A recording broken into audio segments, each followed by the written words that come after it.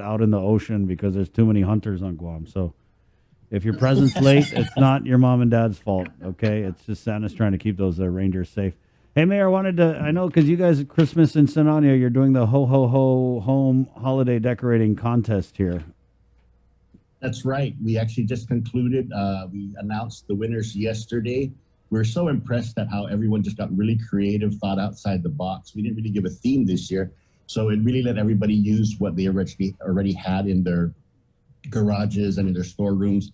And we saw some very impressive designs and creativity and originality of what they want to do. So some of them used recycled materials. Some of them made a mini Christmas village out of styrofoam and cellophane and lights. And so we're very proud. And so we had about 25 entries, but there's more than 50 plus homes in Sinajana that are decorated. And we want to make this a traditional thing. So there's a lot of efforts that kind of went into it. And some of the people we interviewed and we talked to about joining the contest, they started planning since June. So I was like, wow, that's very far thinking ahead to kind of get your Christmas decorations up. And so they started fabricating some of the things they wanted to use. So it's exciting. And then we just told everybody, just put up even a string of lights and you enter. And so we had raffles for those people that did that. And so we pulled two winners. So they got $100. And I was shocked when I saw my power bill a few days ago. So I know all these houses with the lights, they're going to kind of they're going to get the shock too with all the LEAC rates that kind of jumped up. And I was like, wow, this is going to be an interesting Christmas or interesting conversation come January when the bill comes in. Well, at least you waited until after the contest was already underway to talk about the power bill. See you, Mayor. See you, Mayor Luis. So yeah, I mean that's the reality we're living. I don't know. We in our family, in our household, we're family of five. We're trying to figure out ways, and I'm pretty sure the rest of the people of Guam are the same way. Is how else can we lower this? We're shutting off the water heater. We're not using as many lights as we normally had. Short of trying to actually convert into going to solar energy savings. Yeah. There has to be some relief out there to figure out a way, because I mean we have the silicone roof coating and everything else. So I'm just like, wow, we got to figure out more ways. So I walk around just turning everything off now. So I feel like we live in a cave. My mom is the GPA police. But you're right, Mayor. I mean, it kind of seems like even when you do all those little things, it doesn't really affect the bottom line of the power bill. Because I went through that whole routine. Well, I'll turn off the water heater, and then you hear like, oh, it's actually better to leave it on because if you keep turning it off, it doesn't surge. Or the air con, they say, oh, don't turn it off and on. Or so I don't even know. And anyway, when I was doing those things, it wasn't really making a difference on the power bill. But with the Christmas lights, what Jason talks a lot about is the LEDs. Like there are a lot of people who use the LEDs for Christmas, and they say their power bill goes down. Well, everyone they've done LEDs, and people in their households have also changed to high efficiency air conditioning. So, like I said, people have made those incremental steps or large steps to kind of try to save power. But as they try to make that savings, then it gets bumped up by the LEAC rate, which I didn't understand because the worldwide cost of oil is actually lower.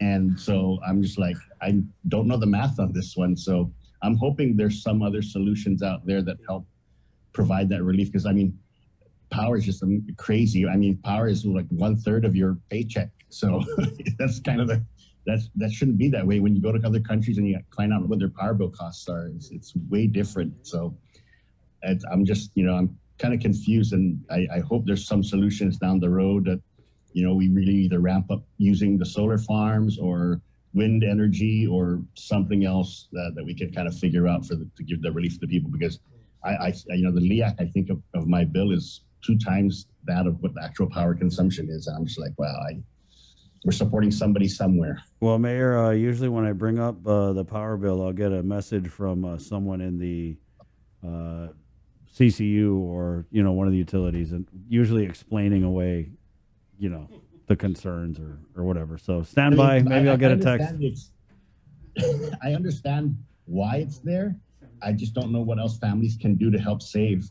And it's just like I said, where everyone's sporting high efficiency air cons, everyone's using LED light bulbs, everyone's doing what they can. They've have the Last American on their roof. I'm trying to figure out how else we can save, and I don't know other ways that we can really just make it cheaper. I mean, like I said, short of going into adding solar on everything, there's no other way that I think I could actually have that savings. I mean, my air cons are at the correct temperature. They're only on for a certain period.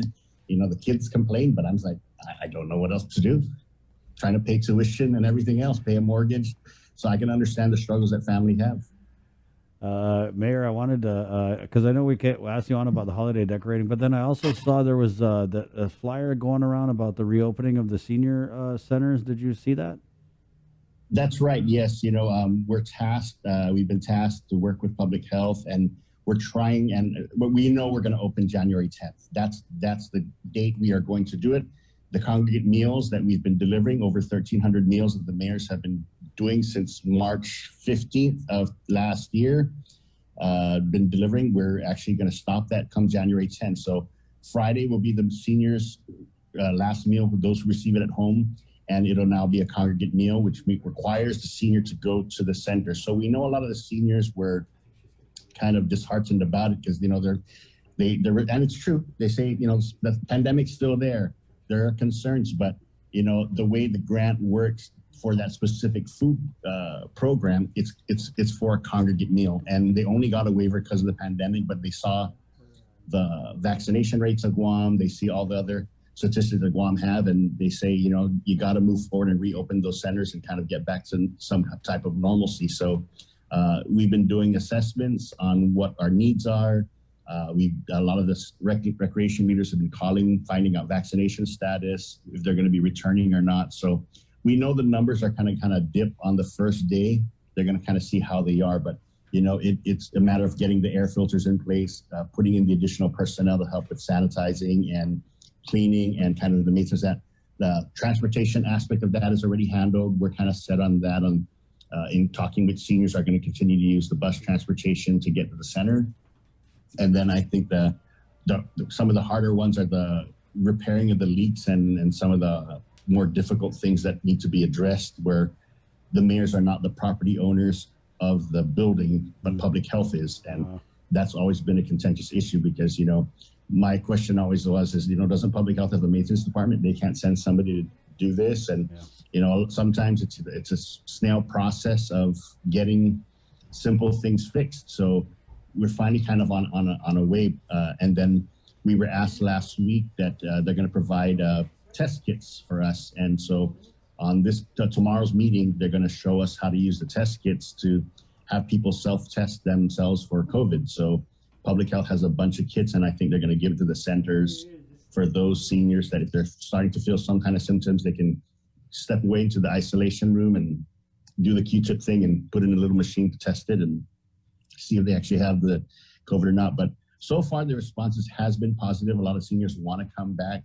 They need that socialization. They need that, they need the socialization to help with memory care. I think that's very vital. And some of them have, and some of the seniors we talk to, they don't want to come back at all. So we just know that come January 10, their families, and they have to figure out a different way to get nutrition. So for those that are not wanting to come back, they're being referred to case management to try to see if they can get homebound meals, to see if they qualify for homebound meals, which is a totally different program. Yeah. But that's why we're trying to do our due diligence. And yesterday we sent out the second notice. So the total seniors are going to get 4 notices that the meal program is going to end, because we don't want them to come January 10 and realize they don't have some type of food security. So the mayors, in conjunction with public health, and we tell people, this is not the mayors saying, it's not our call to stop the meals. It's part of the program, and we're just following the rules of what public health is. Because some mayors are, why are you doing this to me, mayor? I'm like, it's not me. It's none of the mayors who are doing this to the seniors. It's part of the program that public health administers. We just have to follow what they say, that the meals will now be brought to the center. And part of the things is people are saying, can I pick up my meal there and leave? No, it's a congregate meal. It has to be consumed on site. Some want to eat in their car. It's not allowed. But public health did work with the Port Authority to get the shields on the tables. Like I said, the air filters are in place. They've removed much of the furniture in most of the centers to allow for social distancing and space. So we are confident in the mitigation plans. I think that, if the restaurants and the other places can do it safely, and so far it's been working well, I think we can make that transition. Mayor, are we concerned at all? Because I heard some grumblings about with the social distancing and all that, that we might not be able to fit all of the Manomku who are currently, like, let's say, okay, you got X amount of Manomku who are receiving the meal delivery. Theoretically, if they all migrate to the centers for the congregate meals and the return of the senior centers and the opening and all that, are we going to be able to accommodate that many Manomku at the center level? And if So not, what we, but yeah.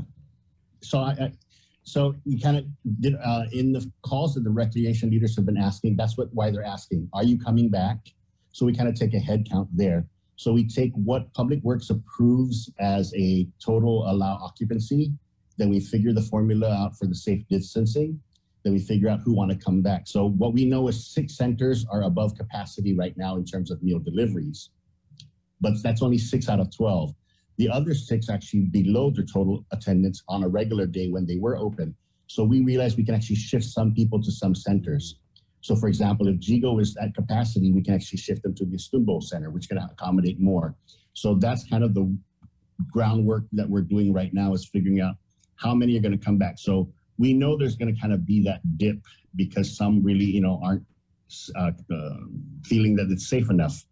And, they did get their booster, they did get their vaccine. And some families have said, they don't want mom or dad to return, which is totally understandable, which is why we're trying to refer them to case management so they can get the the meal services at least delivered on the weekends and the weekdays to their homes. Those homebound ones it's a totally different program. But I know from our discussions with public health is those programs are at capacity right now also.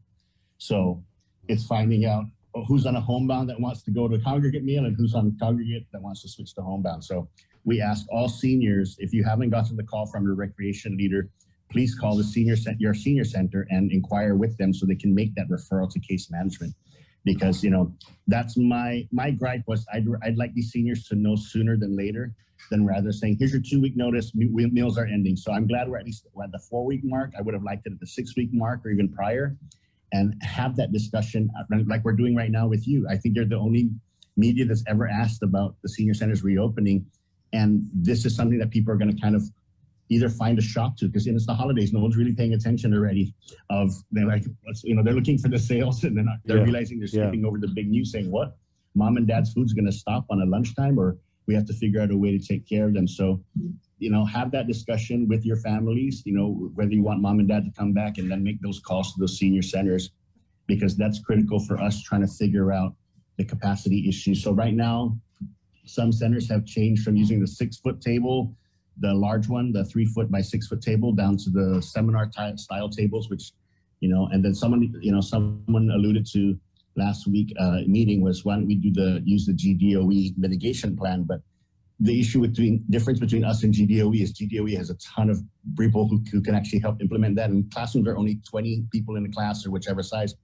We have 44, we have anywhere from 40 to 50 to 100 in a single room, and 1 recreation leader. So there's a big difference in trying to do the mitigation plan for school, which is why we're figuring out how else we can get additional people in there to specifically help clean and monitor. As the seniors get on and off the bus, the recreation leaders should be there to make sure they're safe. As the seniors, move about. So there are going to be restrictions, probably for the first few weeks. We're not going to allow for the kitchen use, so they're not going to allow to use the microwave and the other stuff there for now, just until we figure out how to deal with the high touch surfaces. So the rest area will be open in the senior centers. The congregate area will be open, but some of the other things that they would like to do, some places have workout areas. We're not going to kind of open that for the next few weeks until we figure out what else we need to do. Because you got to have all eyes on everybody. It's not like everybody can roam free anymore in this end. And we want to see, some of these seniors haven't been in this type of setting in a while, so it's going to take some time to get adjusted to. And they got to kind of reorientate themselves to the building, and some of the buildings have undergone renovation, so it's going to take some time. Mayor, that's a lot. Yeah, I saw this flyer and I was like, wow, this is pretty huge, because we have been, I remember that you guys wanted to reopen the centers before the surge hit, right? And then this conversation kind of got kicked down the road. I mean, thankfully, we couldn't definitely not open them during the surge. But I wanted to ask about the vaccination requirement, because I know that there are a lot of Manomko who couldn't or didn't want to take the vaccine because maybe they're elderly or they're got pre-existing health conditions. So I saw that the guidance mandates that they have at least one shot of the vaccine. When you went kind of through the numbers and you said you were looking at the vaccination status, are there a lot of the seniors who are in these programs who are not vaccinated? From the data I've seen, very, very little are not vaccinated. Quite a lot of them have their first dose. Some of them have their boosters, and they've given us really great kind of humor in some of the things that they've done. They got the booster. They say I got my booster. I got my Viagra. I got everything. And so I was like, okay, we don't need to know this, Grandpa. So it's kind of funny. Maybe they're telling Grandpa, this is a Viagra. Oh, give me two. This will chase COVID away. Yeah.